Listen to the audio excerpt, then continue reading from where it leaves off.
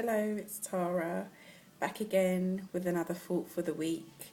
I had said I would do one each week, so I'm trying to stay focused. God is giving me the strength to keep doing one as well, because I know this is something that I need to do. Is there someone out there that needs to know what I know?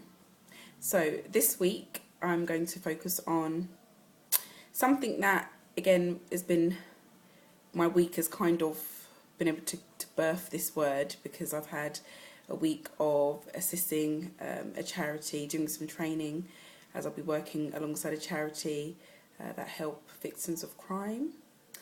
And it's always good to give something back to somebody. So because they're called victim support, and it's all about being the victim, the word for today is do not be your own victim. Now, it's quite easy for when we're going through things in life, or when someone's put us through something, to kind of blame yourself and have the blaming game on yourself, and why didn't I do it? Why did I do this? How could this happen to me?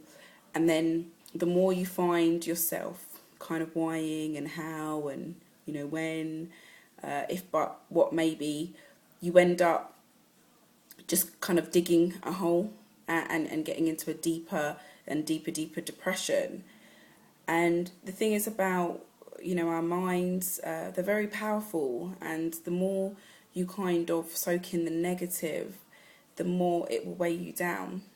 Now, I always say it's always easier said than done, and it is always easier said than done, in the sense of when you're going through something and you experience something, hardship, loss, no finance, loneliness. Again, it's always easy for someone maybe on the outside to say, just cheer up, just be positive, everything's going to be fine. And you're looking at them like, whatever, you don't know, you don't understand, who are you? And I had to say, I get that, because I've been there many times over and over again. However, I do know that when I reflect back on when I was having these hard times, a lot of the time I was my own victim. A lot of the time I would always say to myself, you're so silly. How could you do this to yourself? Why'd you do this again? Nobody else was pointing any fingers at me. Nobody else was putting me down, but it was just myself.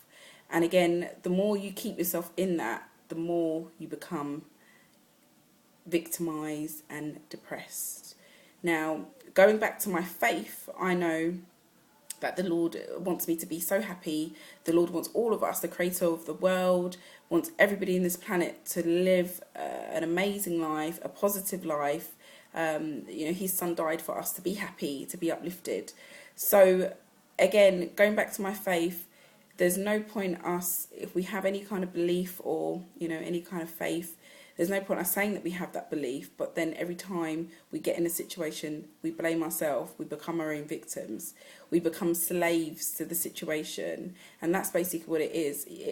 Your emotions and your feelings start to become somebody who's kind of over you, and they put the chains around you, and then you become slaves, and then you become tormented, and you become, as I said, depressed, and you get anxiety.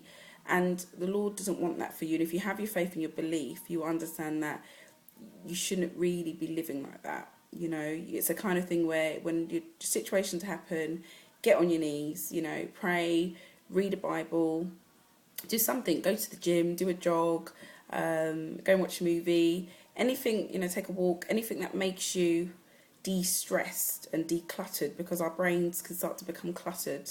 So we've got to start to, unclutter. As sometimes in your house it gets so full, and then you can't breathe because you're just, there's just so much space that's just crowded with things, and you think, I actually need space now. There is a lot of space, but I don't have any movement.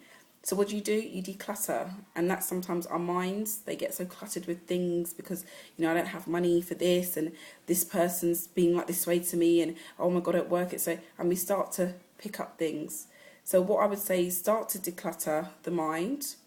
Do something that's just going to make you, again, free up the mind, and don't become your own victim. I've been there over and over again, and it's for me, it's like I see it as, it's like self-harm.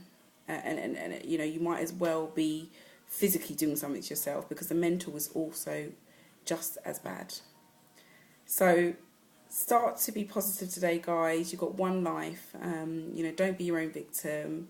Have your faith in your belief, and know that whatever you're going through, God will always assist, and it will always set you free.